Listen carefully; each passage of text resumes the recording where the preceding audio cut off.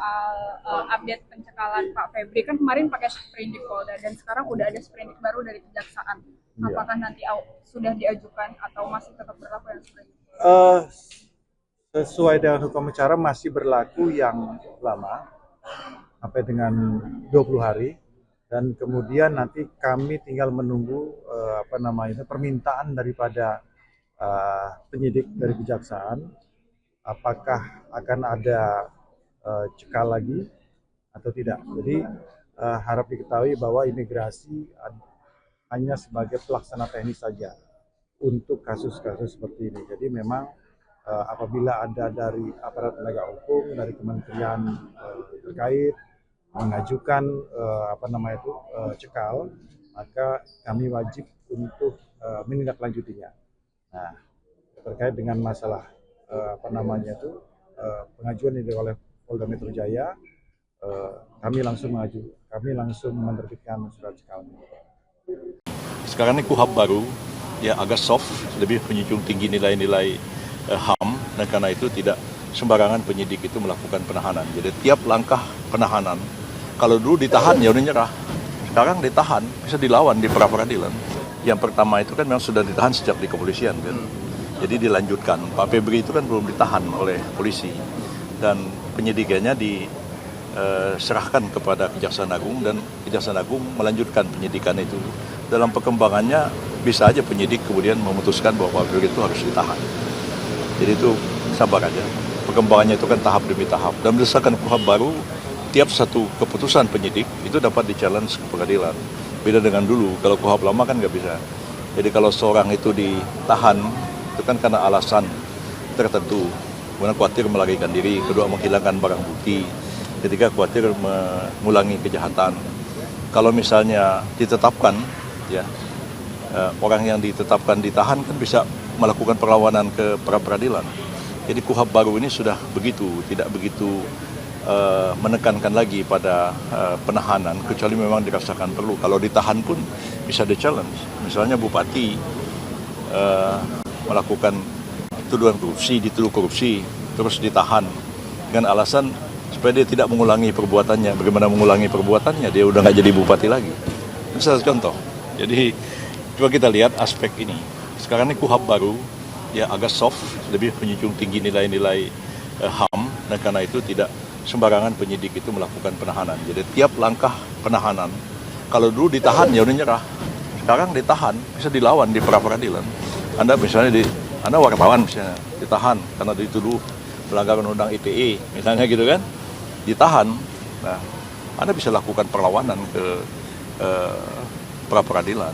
Jadi saya kira ini langkah positif sesudah berlakunya KUHP. Ini soal Pak Febri itu ditahan atau tidak, kita lihat dari segi perkembangannya. Kan kita harus menghormati asas praduga tidak bersalah. Ya, jadi kalau misalnya ditahan, kan nanti akibatnya kalau dinyatakan bersalah dipotong masa tahanan. Kalau tidak ditahan, ya menjalani pidananya sama seperti yang diputuskan hakim. Sebenarnya sama aja. Ya. Terkait pengacara Hotman Paris yang Hotman jangan dikomentar. Pak Febri mengaitkan dengan presiden itu gimana, Prof? Mana? Hotman Paris yang ingin menjadi kuasa hukum Pak Febri tapi mengaitkan dengan presiden. Ya kalau Hotman jadi penguasa ya kita hormati ya tugas beliau sebagai advokat.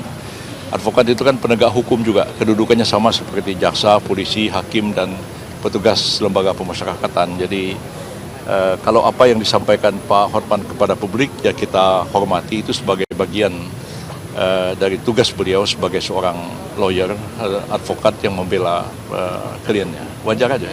Tapi mengaitkan dengan presiden karena sudah lama menjadi kuasa hukum Pak Prabowo, jadi turun tangan untuk bagaimana pengacara Pak Febri. Kan saya tidak tahu, enggak masalah itu. Ya, kecuali masalah perdata. Kalau perdata misalnya perusahaan A, perusahaan B. Saya dulu lawyernya B, melawan perusahaan A. Belakangan saya jadi lawyernya sebaliknya, itu nggak boleh. Ini kan pidana kan bukan Pak Prabowo pribadi. Pak Prabowo presiden, bukan pribadi beliau. Jadi tidak ada masalah dengan Pak Febri. Enggak melanggar kode etik advokat. Pak, tapi kalau penetapan tersangka soal presiden nggak sih Pak? Halo Bapak Presiden Republik Indonesia, halo Bapak Jaksa Agung, halo Bapak Kapolri, halo Bapak Kapolda Metro Jaya, Dengan ini Hotman menyatakan permohonan maaf kalau ada ucapan atau tindakan saya yang kurang berkenan pada waktu konferensi pers, pada waktu setelah selesai pemeriksaan tersangka mantan Jampitsus di Kejaksaan Agung pada tanggal 17 Juli 2026. Ya, apapun yang saya ucapkan murni hanya dari aspek kepengacaraan, tidak ada motivasi atau keterlibatan politik apapun. Ya, murni hanya skill sebagai pengacara yang tugasnya adalah berusaha melindungi kliennya secara hukum. Sekali lagi, Bapak Presiden RI, Bapak Jaksa Agung, Bapak Kapolri dan Bapak Kapolda Metro Jaya, sekali lagi Hotman minta maaf. Sekian dan terima kasih.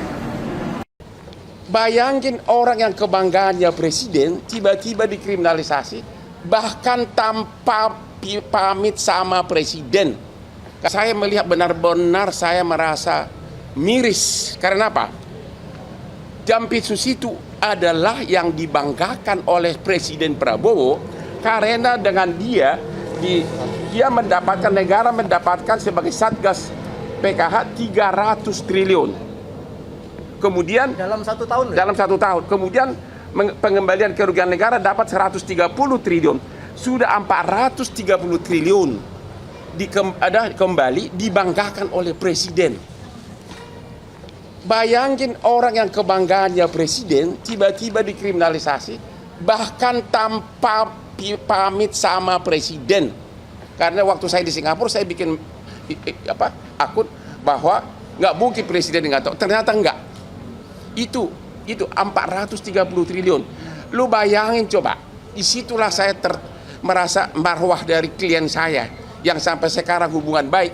Saya merasa tertantang, walaupun saya namanya jadi sedikit karena 90% follower saya biasanya semua kasus viral yang melanggar hak asasi gue yang pegang gratis. Semua, termasuk Anda tahulah, semua yang di Indonesia ini. Mereka kalau ke Komnas nggak laku kasusnya. Kalau saya yang viral, bom. Sudah 10 tahun saya begitu.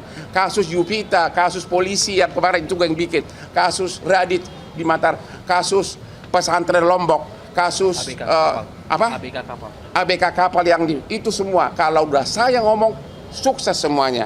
Saya tidak minta imbalan apapun, walaupun semua konglomerat klien saya. Itulah saya terpanggil ya, karena saya merasa ada yang dan yang kedua, beliau ini sekarang Jampitsus. Lu tahu nggak transfer pricing itu? Dalam sejarah kejaksaan di Indonesia sejak zaman Majapahit, termasuk presiden-presiden yang sebelumnya, belum pernah ada kejaksaan, ya, ini aja sudah 430 triliun yang terkumpul uang berupa uang cash masuk ke kas negara. Apalagi dengan transfer pricing, lu tahu nggak ribuan triliun ruginya yang sedang diproses sekarang. Belum lagi yang nggak ketahuan karena zaman itu sudah berlangsung dari zaman presiden zaman dulu. Ya, berarti banyak oligarki yang terapa di sini terganggu. Ya, belum lagi kasus petrol, ya, si R yang lagi di Malaysia, belum lagi kasus MBG segala macam. Jadi benar-benar dengan melakukan itu terhadap Jampitsus ini, mantan Jampitsus ini, benar-benar saya melihat kurang penghormatan terhadap Presiden Prabowo. Itulah alasannya saya terpanggil. Saya tidak mengharapkan uang dari Jampitsus ini karena saya tahu tidak mungkin dia bayar saya mahal. Saya bayarannya super mahal di Indonesia. Ya, itulah backgroundnya biar tahu. Sudah kamu tahu semua bantuan hukum yang kita kasih, yang saya kasih itu banyak uang dari saya nggak usah bilang. Kasus Radit semua saksinya gue yang biayai. Kasus ABK kapal gue yang biayai ke Komisi 3. Semua, nggak mungkin. Puluhan pengacara saya kirim. Jadi bagi follower saya yang merasa kok Hotman sekarang jadi begitu, yang semula 95% sebagai pengagum saya, silahkan gue ambil resiko itu. Tapi di mana logikanya? Seorang bawahannya presiden, ya, justru mentersangkakan, mempermalukan bawahan yang lain yang adalah kebanggaan presiden yang telah mengembalikan uang kepada negara 430 triliun cash. Dengan cara seperti ini. Dengan cara tanpa diperiksa saksi, langsung bung. Anda jawab sendiri, ada apa? Memang tujuannya sudah terkabul, akhirnya dia mundur, sudah menang. Tapi hukum akan berjalan terus. Itulah background saya. Saya tidak rela marwah Bapak Presiden yang adalah klien saya 25 tahun sama adiknya Hasim. Saya tidak rela karena saya seorang pengacara, saya bebas ngomong. Jangan tanya saya cari muka. Saya tidak butuh uang-uang lagi, saya udah kaya raya. Ya, dan semua klien saya konglomerat tanya semuanya. Perkara bisnis di Singapura, semua gue yang pegang kalau dari Indonesia. Murni benar-benar saya merasa selama saya di opname, saya kok presiden digituin? Padahal banyak video, inilah video-video dari presiden saat membanggakan uang hasil temuan dari Jampitsus, tentu dengan atasannya Jaksa Agung. Inilah, Anda sudah tahu itu, berpuluh-puluh triliun.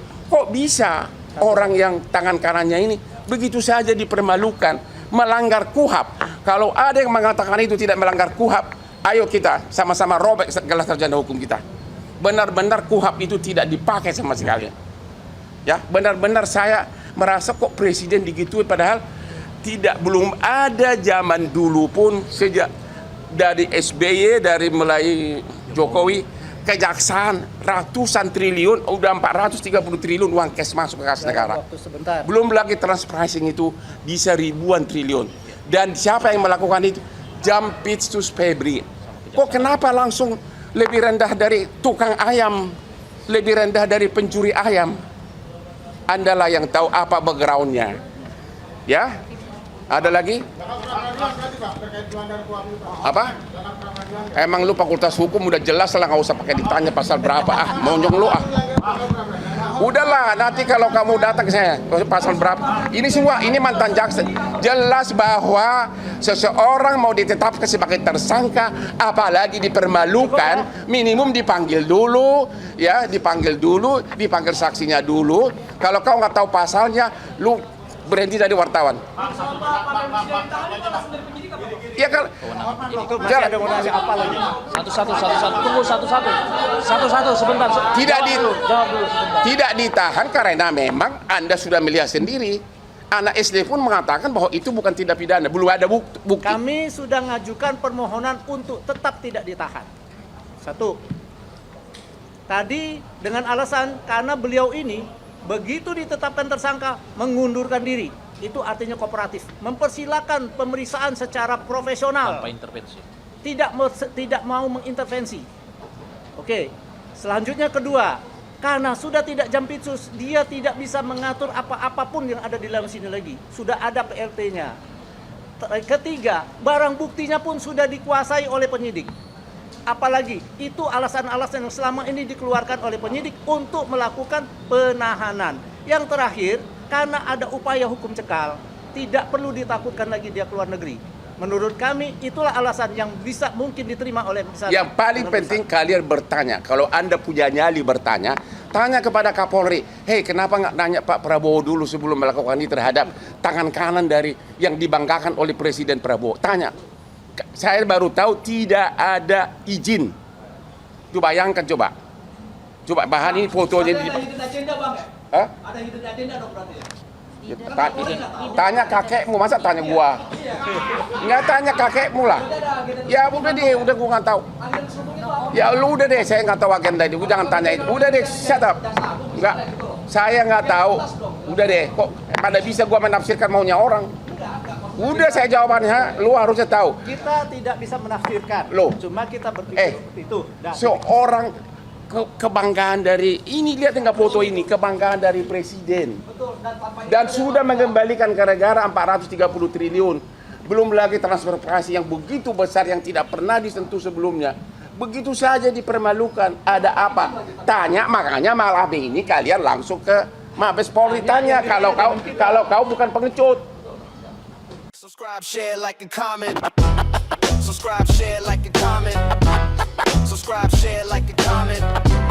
Subscribe, share, like, and comment. Subscribe, share, like, and comment.